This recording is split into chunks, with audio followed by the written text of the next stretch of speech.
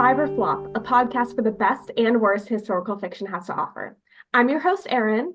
And I'm Grace, and we're here with a very special guest for our very special bonus episode. And today's bonus topic is character birth charts. So we're going to be diving into the astrology, birth charts, all of that of some of our favorite characters and least favorite characters, lest I forget, from season one. To do that, we have joining us here today our favorite astrology expert, Nohely. Hi, Pod. My name is Nohely. I am Aaron and Grace's friend. I would not say I'm that big of an astrologer expert. I'm more of it's a side hobby that I got into in undergrad and somehow have became the resident friend group astrologer. And I'm still my novice stages. So for any astrologers that are out there listening, please take it lighthearted. But definitely super excited to be on the pod and talk about one of my favorite topics and just deep dive into this. Yeah, and we're excited to have you here. So before we get into the characters we're doing, you said your interest in astrology started back in undergrad and you've been kind of growing that interest. I know during COVID, Nohely and I did a lot of birth charts together for a lot of different individuals, specifically men in our lives at the time. And we've had a lot of fun. And fun fact, Nohely shares a birthday with my dog Flynn. So they have a lot of overlap in their birth chart.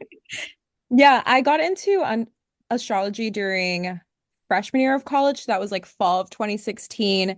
And I went to undergrad in Texas, and the school that I went to is super liberal and just kind of like very open to different kind of like niche topics. And one of my friends was already kind of like into astrology before like I got into it. And so I would always hear her talking a little bit more than just like my sun sign. And I'm kind of like how Aaron was saying, like I'm a Libra, born October 6th, just as Flynn. And I didn't know that there was more than just one astrological sign that was important who makes up you and like yourself as a person. And so I just got really into it after I met my friend, and she kind of like gave me the tools to learn about astrology and like reading birth charts and what like different positions and degrees and like houses each of the planets are in is just like super interesting. And then it kind of like spiraled even more after I graduated in 2020 during the quarantine because we had nothing else to do besides like just looking at the stars and Exactly. reading deeper into it. So some people started baking their own sourdough. Some people were making that like whipped coffee, and you were doing birth chart. Yes. And now it's like my party bar trick. And whenever I meet a guy at the bar, I'm like, so what time were you born? When's your birthday? And there was one time, funny side topic story, but I was in line when I used to live in New York at Prince Street Pizza after going out with some friends. And the line was pretty long, so we were trying to kill time. And this guy in front of us just like sparked up convo. And I think he was from Texas too. And I just asked him, I was like, what's your sign? And then he was like, could you guess? Like a very stereotypical guy. And I ended up guessing it. And then he was like sold into me, quote unquote, being an astrologer. And I was like, okay. And he gave me his birth time. And I was just like reading about it. And then he got kind of defensive and was like, how do you know this? Like, why are you telling me all this? She's Blah, a blah. And it witch. was just like really hilarious. But now it's just like a bar trick. And I would love to eventually become like a better astrologer. There's just so much behind it that like we can keep learning on. Well, we are very happy to give you some practice in terms of our podcast characters. So let's get into who we have on the table. Grace, what do you think? Should we announce our characters up front or, kind of unveil as we go? Let's unveil as we go. Okay. So starting number one, we know her, we love her, we hate her a little bit. Lily of Snowflower and the Secret Fan. We have her exact birth date and location. And we assume there's a lot of overlap with Snowflower as they are old sames. So, Nohely, take it away. Awesome. So I would love to preface to the pod that I have not read any of the books that these characters are in. So I'm coming in very unbiased, and this is kind of like my raw emotions and just reactions based on looking at their birth chart and the information that's given in the books. Which is better because then you're not like lying to match the personalities that are in the books. Like we're getting your raw, unfiltered truth. This is Yeah. organic. Yes, super organic, literally unbiased. I have no idea if what I'm going to be saying is accurate, how it's portrayed in the books. Okay, go for it. So Lily was born June 5th, 1824 in China.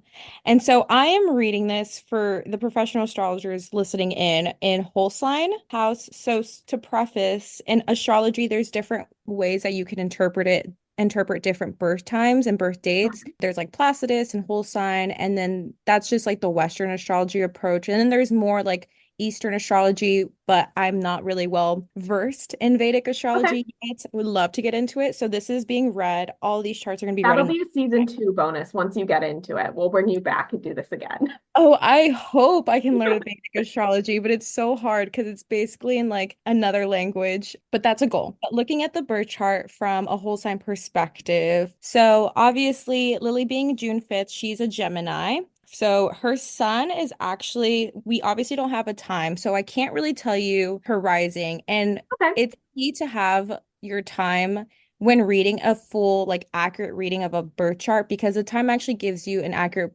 depiction of like the rising. And so for some background, the rising sign, obviously you know what a sun sign is. It's like the default. Oh, when someone asks you what your astrology sign, you go with X, your birthday. But the Mhm. rising is another placement on top of the moon sign, just to give you guys some glossary terms. Your moon sign rules your emotion. It's the planet of your emotions. And essentially, depending on the sign that that planet is ruled by, will kind of depict how you react emotionally in situations.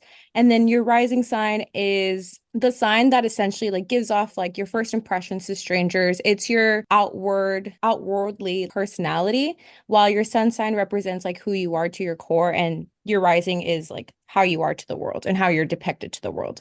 So I Yeah. can't tell you the rising for Lily, but her sun sign is in Gemini, and Geminis are typically known for being very playful, very witty.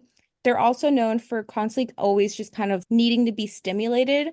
So whether that be from like an emotional perspective, but or also from like a mental perspective. So they're always kind of needing to be on the go, doing something to keep themselves going. Looking at her birth chart, her sun and her Mercury are both in Gemini. So Mhm. Mercury, for context for all of my non-astrological listeners, is like the planet of communication, and the way that she communicates also kind of resembles a little bit of Gemini qualities. And so again, like always, there are people that have Gemini in their Mercury placement. They love to constantly just like be talking about like they're natural yappers. Like they love to talk. They love to like So talk like about us. everything. Yes, exactly. So the funny thing is that you mentioned communication. Communication plays a massive role in this book because it's all about like this written language that only women are fluent in. And the Hmm. whole conflict of the book is about like a very simple miscommunication between the two main characters. Well, it's also interesting that you bring up that Lily is a Gemini because the other theme of the book is that Lily and Snowflower are old sames, like they're two halves of the same person, basically. So, and I don't know anything about astrology really, but I do know that Gemini is twins. So I wonder if Lisa C did that on purpose. She could have. With It our definitely Queen Lisa C, it would not surprise me. It's definitely intentional because it's funny that you said that communication kind of like rules, like it's a main theme of the book. Mhm. And people that are natives with Mercury and Gemini, they tend to also constantly like always want to try out like different hobbies. They're very, so Gemini is an air sign. And so air signs are Gemini, Libra, and Aquarius. And Mhm. people that are normally ruled by any sign that's an air sign that falls in with this particular element, they're constantly very like adrift and like very go with the flow, very airy. They're able to be well adept to like different environments and situations. But even more so with Geminis, like they're kind of stereotypically, I don't want to lean into the stereotype, but yes, they are represented by the twins and they're simple, but they're also culturally known as like, oh, like stereotypically being two-faced or like kind of having like dual personalities. Or ultimately, what it means is like at their core, they're just able to kind of adapt to like different environments or like Mhm. situations and be able to come a lot more in tuned with whoever they're talking to in order to satisfy their needs. So it's interesting that you say that communication is like a big theme within the book because Gemini is actually ruled by Mercury by nature, which is the planet of communication. So for you to have your sun sign in Gemini and ultimately be ruled by Mercury itself, communication is a big major theme within her birth chart. So I would say, if we're going to summarize it very basically, her birth chart is accurate to the character. Would you agree, Grace? I would agree. So with that, let's move on to our next one. Grace, you want to introduce this famous character? Our enemy, it's Saul McIvy from A We hate Land him. Remembered. Iconically awful. If you remember what happened at the end there, he like was a terrible capitalist and then blamed everyone else, but took no ownership for any of his role in it. And then just got Third and worst literally walked away. generation. Yes, the worst generation. So, all right, Noelle, hit it. Okay, so I literally texted both Aaron and Grace when I pulled this date and kind of like reading this birth chart. I was like, are we sure this is accurate? Because when I first saw it, I was like a little bit shook because this character literally has 6 planets in Taurus, which is terrifying. So, how you said it, I mean, I'm Spanish, so I would say soul, but Yeah, it's pronounced okay. Saul, kind of however you would pronounce it is Okay, fine. cool. His birthday being March 12th, his sun sign is in Pisces. And so now we're shifting over. We talked about Gemini for a little bit, but Pisces, for context, is known within the astrological signs as being like a big dreamer. And so his sun, honestly, is the only placement that is ruled by Pisces. Everything else in his birth chart is ruled by Taurus. His Mhm. moon, his Uranus, his Mars, I think that's Jupiter and his Chiron. They're all in the sign of Taurus. And Tauruses are known. So this is kind of like going back to how prefaced, how like culturally we're like, oh, what's your sign? And you just go with like your birth date. But there's more to that than just your sun sign. And so this is kind of like what goes into that background that you guys just gave.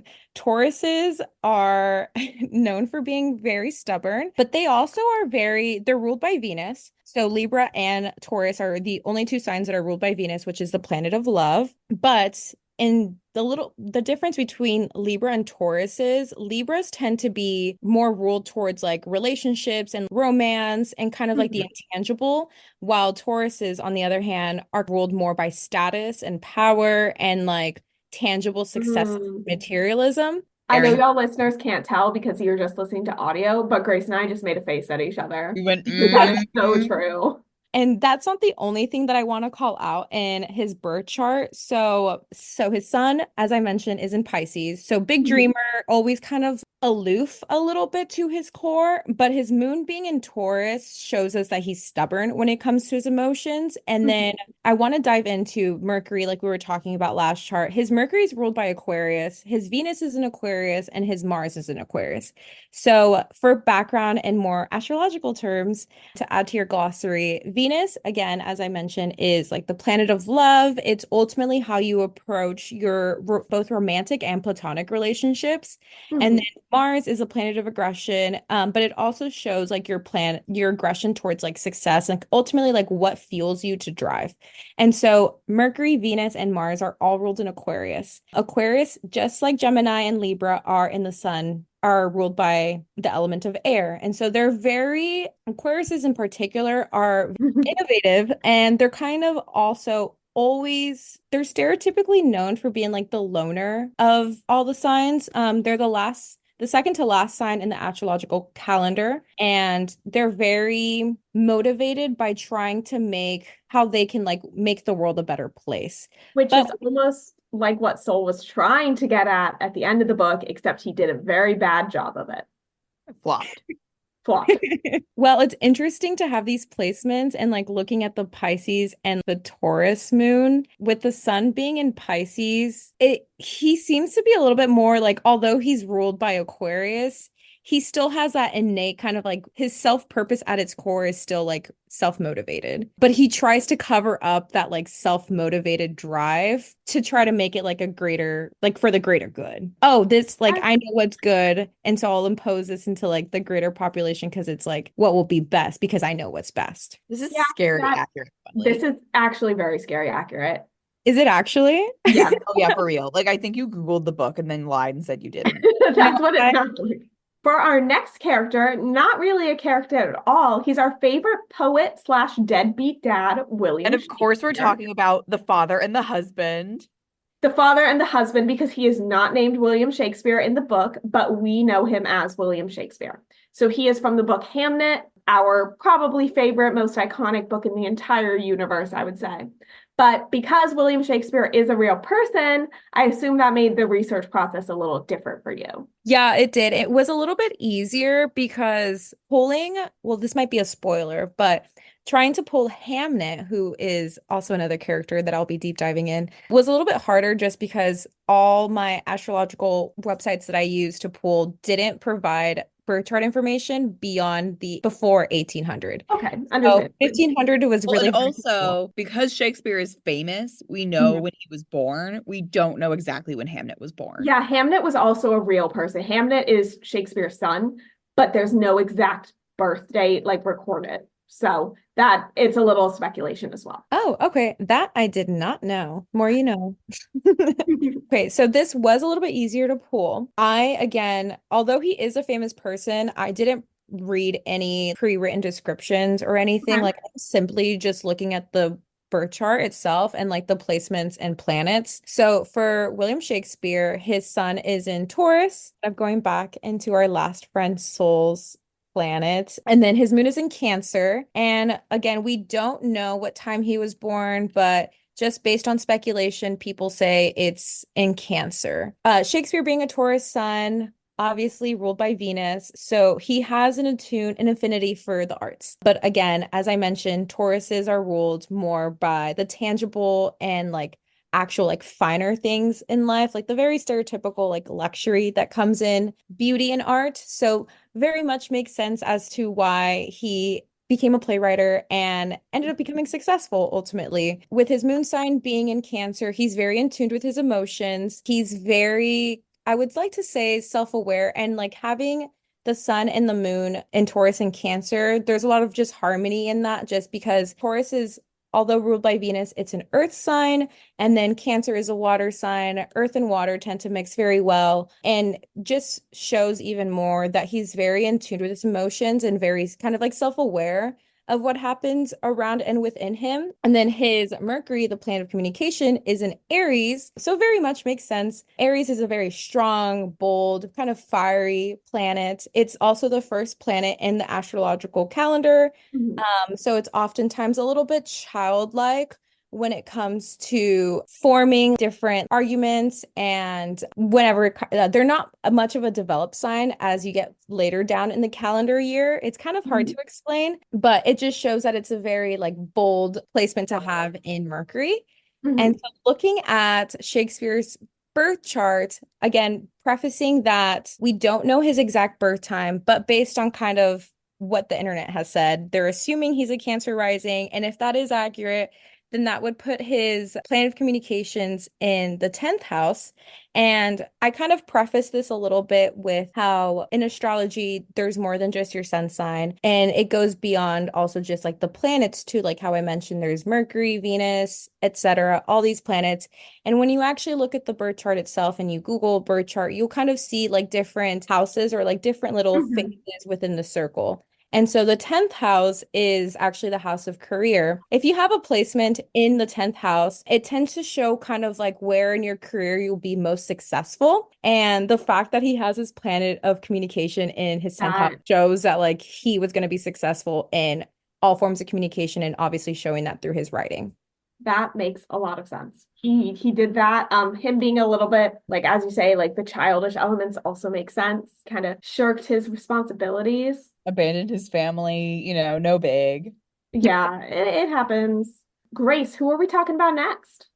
Next, we're going for another real life true figure queen, and that is our Mata Hari. Awesome. Okay, so Mata was born August 7th, 1876 in the Netherlands. So looking at the birth chart, August 7th, that's the sun in Leo, which I love. I love Leos. But looking further into the other planets, moon in Pisces. So again, a moon in Pisces native, like I said, Pisces are very dreamlike, very, I don't like mean this mean. I love Pisces, but they're always kind of like floating. They're kind of like always in like their own little like dreamland and never kind of like grounded. And so to have your moon sign in Pisces, they're kind of just always they're never going to be really like self-aware. They're stereotypically kind of like known in the same nature as like Cancer moon natives, and they're crybabies because ultimately they're ruled by this element of water. But with Pisces and moon in particular, you're just kind of always going to be floating with your emotions. You're kind of like never going to be grounded. And pair that with the sun in Leo. Leo is ruled by the element of fire. Leos are known for being, and they're also ruled by the sun. So they are known for being very big and bold and confident and proud in themselves. And so just mixing those two elements, water and fire, don't really mix well as often. But looking further down into the chart, oh, and actually, seems like they were born on a full moon. And so being born under a full moon just heightens even more that sign that the moon was in when you were born. Definitely, they're always kind of like weird, like airy, kind of like floating around, not really sure how to react to things emotionally, and may tend to have like really reactive, either like strong tempers, which even more will align with that Leo and Sun placement, but also they tend to be like kind of like crying and then like get over really fast, like, oh, okay, I don't know why I was crying, but they're just very strong reactive emotions. And then the Mercury is in Leo. This person actually has a stellium in Leo. So a stellium is when you have three or more planets in the same sign. Oh, they have two stelliums looking at this chart. They have a stellium in Leo and a stellium in Pisces. Their Mercury is in Leo. So kind of like the Aries Mercury placement, because it's ruled by fire also, very big, bold, and Leos are very, like I said, confident in themselves. So when they communicate, it's very like me, this is what I want. This is like Mhm. they're very proud of themselves, and when they communicate, it'll be you can sense that pride whenever they talk. And then their Venus is in Cancer. She's a little bit of a lover girl. And then the Mars is also in Leo. So honestly, like looking at this birth chart, yes, although there's two conflicting elements of fire versus water, but I think it adds a lot of depth to this person because it shows that they're very like emotional, but they're also kind of like very headstrong because of that Leo sun. Like they're very confident and driven, especially with a Leo Mars. I have a Leo Mars for myself personally, and I know other Leo Mars natives as well. Like it's very like, I know what I want and I'm gonna get what I want, and I'll figure it out how I'm gonna get it, but I know I'll get it. So they're very confident in themselves. And then again, it's very rare to have a stellium in your birth chart to begin with, let alone to have two stelliums, and those two stelliums being again opposite ends in the element spectrum, but also being very literally looking at the chart, it's like fire, water, fire, water, fire. Okay. That's awesome. And that very much sounds exactly like how I know The Spy, we didn't like it. Very much sounds like how she was depicted in that story and also in her entire life. Well, I was gonna say our complaint about that book was that we felt like it wasn't really based on, like we didn't get to know the real Mata Hari through reading that book. But now I'm like, did Paulo Coelho just like look up her birth chart and then construct the character based on that? Because it seems That's, like it matches yeah, it does seem characterization in like the it book. We just matches. don't know.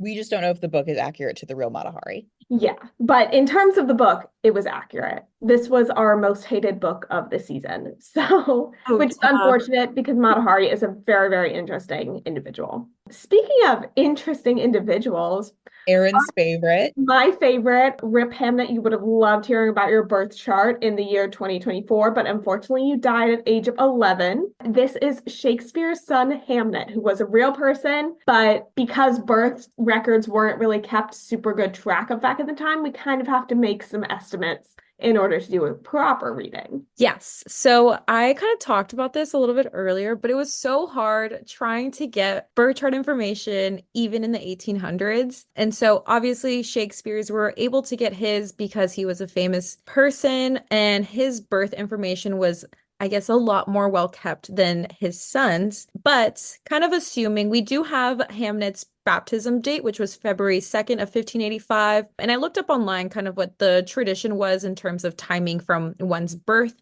date and their baptism. And it was assumed within the first 4 weeks of life. So Okay.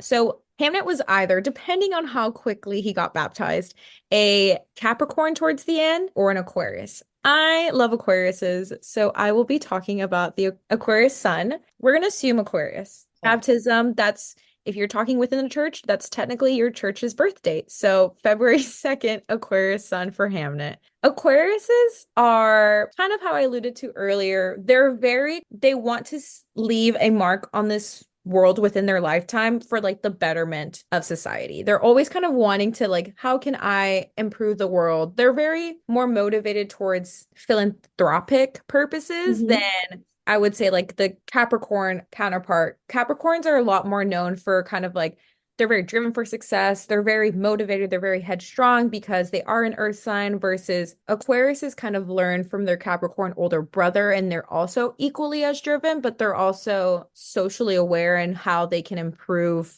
the world around them.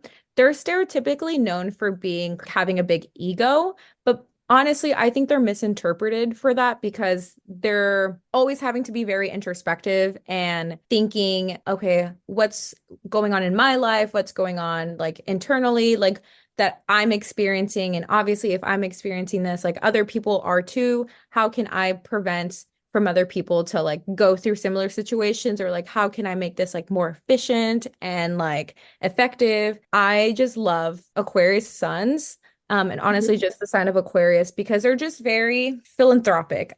It's hard to explain. I like myself, I'm an Aquarius rising, and Hmm. they tend to think from like an Aquarius perspective. They think that they're like loners in this world, when in reality they're not, but they tend to kind of like self-isolate because they're working so hard to try to like improve the life around them. I'd Um, say this is very interesting for Hamnet because he's a child. He died at the age of 11. He could only do so much.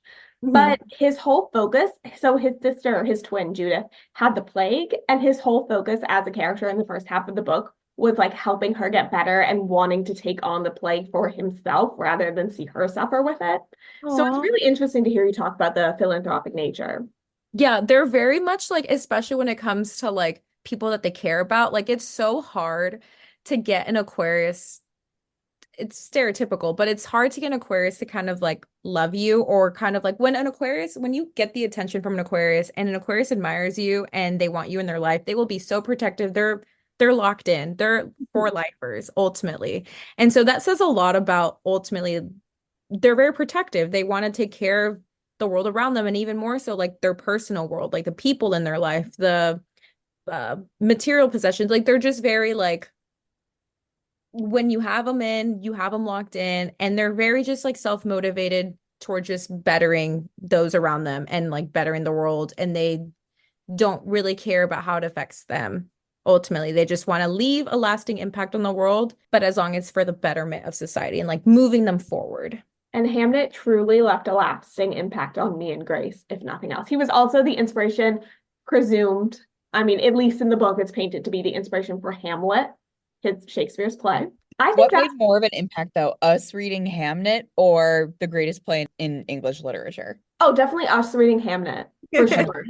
It changed my life at least. I love how much we get to talk about Hamnet on our pod social media, and no one knows what the fuck we're talking about half the time. They just need to get with the memo. So for this last character we're talking about, it's a little bit different. And Grace, because you loved this book and I didn't, I'm going to have you give Noelle just a very, very brief rundown of how astrology plays into the luminaries. Okay, Noelle. So we read this book called The Luminaries. It was the one I was reading in Japan and Oh, I was oh my complaining gosh, about. yeah. Yeah. On the train. Yes. Yes, Noelle was on the famous plane on the famous trip to Japan. Yes. So The Luminaries is very long and very involved. It had star charts at the beginning of every part. There were 12 parts. Oh, And cool. at first we just were like, we're not really sure what these are for. Astrology isn't referenced within the text of the book. And we're just like, I don't know what's going on. But it turns out, doing my research, that the characters were all constructed with the star charts in mind over this little Australian town, or excuse me, the star charts were constructed that were real over this little New Zealand town. And all of the characters' motivations were written based on their star chart. So every character was assigned an astrological sign Okay. or another celestial body. For example, the character we're going to talk about is Anna, and Anna is the sun. She's actually And the sun slash the moon. well, she takes her turns being the sun She and the does. moon. She takes her turn. But there are 12 characters who are peripheral to the action of the story. I was gonna They each ask, were have, there 12 characters per 12 of the chapters that you were referring to because there's 12 signs. yeah, well, that was on purpose. Eleanor Catton, the author, did that on purpose, definitely. But she said, oh, during this section, during this month of 1860, whatever, Gemini was in Mercury. So that means during this month, the character that is Gemini has to be enthralled to the character who is Mercury. And that's how the Mhm. plot was constructed. Oh, cool. I Mhm. definitely should read that. Aaron, I don't know why you were giving me the comments that you were giving me when we were in Japan. Damn, call it out. I believe I said this during the pod episode. I appreciate the book a lot more hearing all the research that went into it. Didn't pick up on it as a reader. It wasn't something I was looking for. But And Noelle, you might pick up on it. you might pick up on it. I would actually love to hear you or someone who's like into astrology read it and get their review. Because Oh when my you God. open it up on the front page, there's a page, like you know how sometimes you open up a book, like a fantasy book, and it'll have a map in the front? Yeah. This one you open it up and it's the list of the 12 characters and what sign they are. There's one character who is the Earth, and then there are like 6 characters that are the planets, And basically. I looked at it and I said, I don't need to know this, and turned the page. So, Okay, question then. Is that Earth character the main character?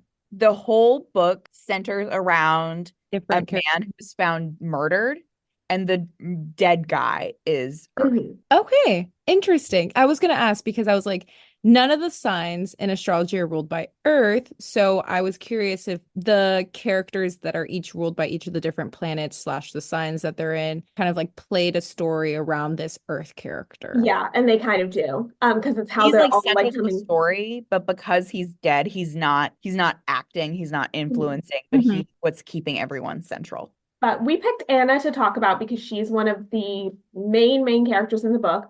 She's Mhm. also like the only tolerable one to read about, in my She's the opinion. girl. There's two She's like the girls. only girl. There's 2 girls, and the other one is evil. So we picked this one. Ooh, I'm curious about the other character too. This might be an offline chat. No, Ellie's gonna be checking this book out from the library immediately. I literally am. I'm gonna like listen to the audiobook on Spotify after this and listen to it on my commute into work. Let me know how many Up my hours the alley. audiobook is. Okay, actually, I hate to burst an audio bubble, but Oh it is yeah. an Audible exclusive audiobook. I Oh, forgot Grace had like, Just uh, such garbage. but oh, let's get into talking about Anna, who is the sun slash the moon. yeah. So I'm really curious now that I was given. So when I got the list of characters, I was just given Anna represents sun and moon. So when I was prepping my notes for this episode, obviously going in blind and hearing what I just asked questions on, I have no context on like plot or story or We any. did do that on purpose because we did want the live reactions. Yes, and I love that because the way I have it prepped on my notes, so obviously if they represent the sun and moon, I kind of like jotted down like Leo sun question mark, Cancer moon question mark, which is oddly enough the same placements as our sweet friend Mata Hari. Oh, But hell We don't even yeah. need to go into tons of detail. well, I'm a little curious now because so the sun in astrology is often represented by the sign of Leo. So the Leo is, like I said, very strong, very like big personality, very confident in themselves. They have very big hair. I love Leos. And then the moon is very nurturing and they rule the sign of Cancer. And the sun is a masculine sign and the moon is a feminine sign. And so just because of the element and if we go into mythology also it just represents like the mother for the moon sign and Cancer is known for being like the mother of all 12 signs and then Leo is going back to mythology. I think it's in Greek mythology. I can't Mhm. remember the exact god that rules Leo. Zeus, obviously, like the big honcho, Yeah. very masculine, very like confident because Yeah. literally Zeus. But kind of like hearing what you guys just said, and if Anna switches and represents different signs at different points of the book, looking at it obviously definitely has to show like they either have that Leo sun, Cancer moon dynamic, which is why they represent those elements very well because if your sun is in Leo, it shows that you are a true Leo sun and you exude the elements and the traits that like the sun sign Mhm. because that's like in its home base like when Libra is in Venus and you have a Venus in Libra that is perfect because Libra is ruled by Venus.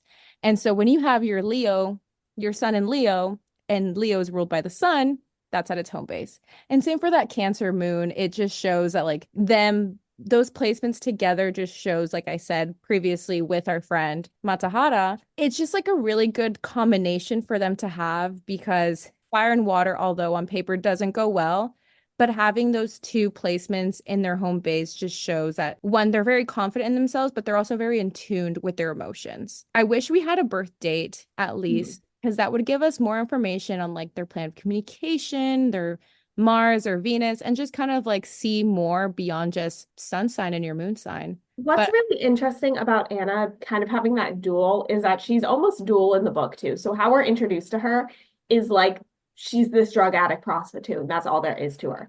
But then as we get to know her more, we learn her whole backstory and how she was basically like tricked and forced into becoming a prostitute. She went there, she's in love, like all of this other stuff that makes her a much more like caring and tenderhearted figure than what she's initially presented as. So it's very interesting to see how that sun and moon comes across there. yeah, and honestly, like hearing that, it just shows that with that Cancer moon, they are definitely very in tune with what experiences they had gone through. And their Leo sun shows that she's able to strive through those hardships and those like hard emotions and like trauma and process to still kind of survive. So she has like a fighter spirit with that Leo sun placement. So I feel like honestly, it's a long book. It's an 800-page plus, like it's a long haul. So we'll give you all of season 2 to read it. And then our season 2 bonus episodes, we would like a book report from you on the luminaries. On our desk, end of season 2. I would love that. Would you like that in Chicago format too? Yes, I can please, write it out. always.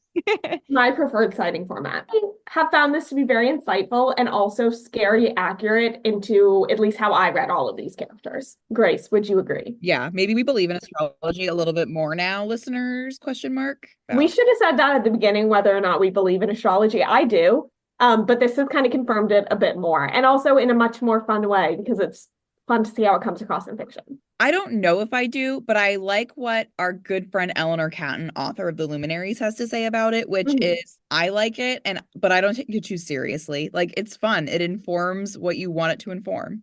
And I say to that, kudos. No, and I 100% agree. Like I for myself could ask Aaron, you guys could ask anyone else in my life. I love to use astrology for fun. That's why I said it was like a bar trick. But also like if you're looking into kind of like wanting to learn more about your own birth chart and just kind of figure out, learn a little bit more than you already know about yourself. It's always interesting to see like when you look at your birth chart and overlay across like the current sky, it just gives you themes that you may be going through in life, but it's ultimately learn more about it. This is why I am the way I am, but also keep it lighthearted. And I love to see it in fiction. So I'm definitely going to pick up The Luminaries and read that myself for next season.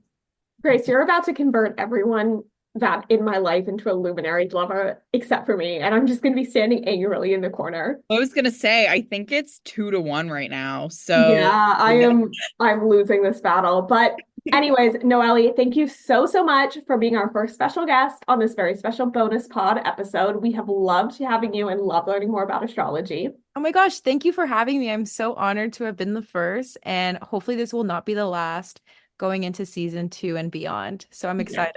We would love to have you back. In the meantime, until our season 2 premiere, I believe we'll have one more bonus episode after this.